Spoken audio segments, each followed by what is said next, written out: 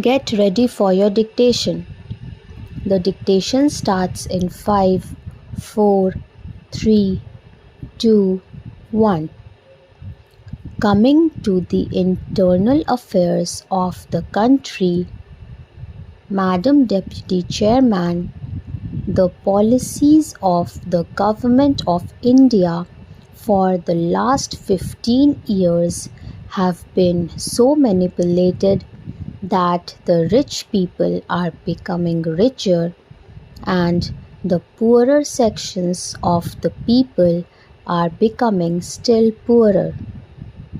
The committee that has been appointed to investigate into the question of the distribution of income has not yet given its verdict, but it is common knowledge that the people who are in the higher ups have become more rich and the people in the lower rung have become poorer.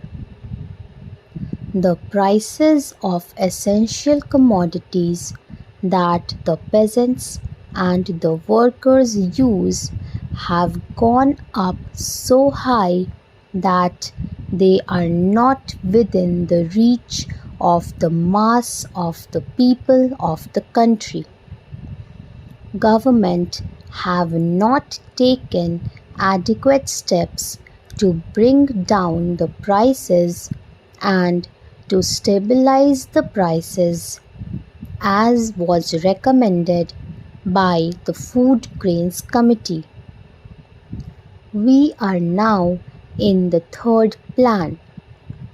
While the plans are progressing, the number of the unemployed in the country is increasing.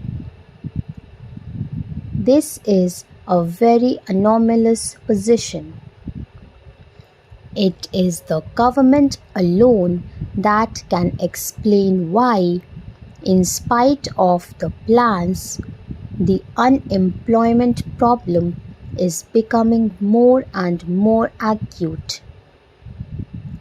As was rightly pointed out yesterday by some speakers, our agriculture has not been paid due attention that should have been paid to in a country where 80% of the people live on land.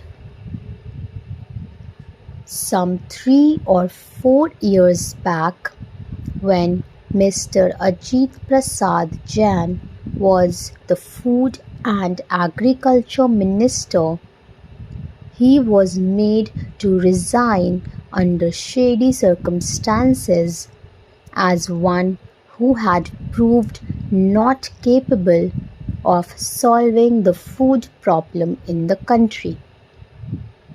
A suggestion was thrown that the portfolio of agriculture should be handled by an important and senior member of the cabinet, and particularly in the states by the chief ministers of the states. But nothing of the sort has happened.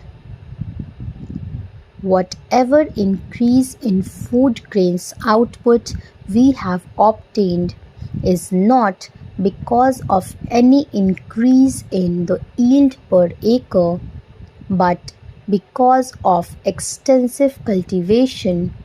More land has been brought under cultivation and some irrigation facilities have now been provided.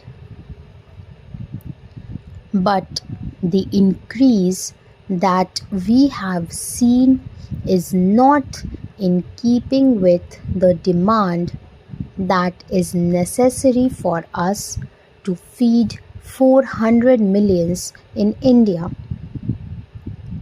So, whatever industrial development we want, the basic factor is that our agricultural economy should be improved.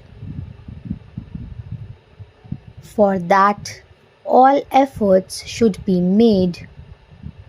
More fertilizers should be used and new methods of cultivation should be employed for growing more food crops and for growing other cash crops.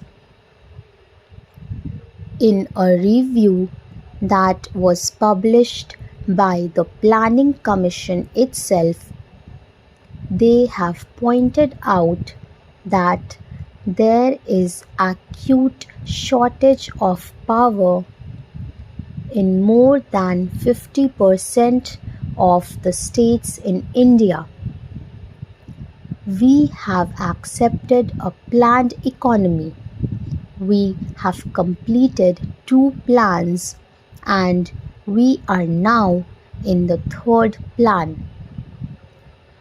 I do not know why the Planning Commission or the planners concerned did not foresee this shortage of power in most of the states in India and why they did not plan generation of more power so that people will not accuse the state governments or the Planning Commission that they did not work out the plans properly in order to have more industries and to have more food grains produced through lift irrigation.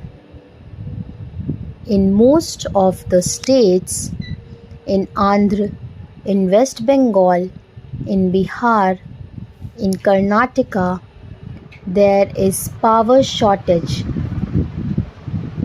Whatever power is available now is being rationed. There are thousands of units of small-scale industries which are not working for want of power, and there are thousands of lift irrigation pumps which are denied power supply for purposes of irrigating their lands, and wherever power is supplied, it is supplied during nights, which is not very convenient to make use of the power and use the power for agricultural purposes. The finance minister, in the statement that he made in the Lok Sabha and which was placed before us, has stated that it was assessed that for the successful implementation of the plan, even after taking every possible measure for the development of our exports, which clearly must be given the highest priority, we would need external assistance of the order of rupees 2,600 crores, and we have, however, been less successful in obtaining and utilizing the external assistance required for financing the imports necessary for our developing economy. To industrialize our country and to bring it on par with other well-developed countries, we do need assistance, financial, technical, and other assistance. The finance minister was so helpful that he was getting rupees 2,600 crores of foreign aid from Aid India Club and other countries. But now he is not hopeful of getting that amount which is necessary to fulfill the targets in the third 5-year plan. That's all friends. Thank you so much for watching the video. Please like and subscribe and don't forget to share the video with your friends.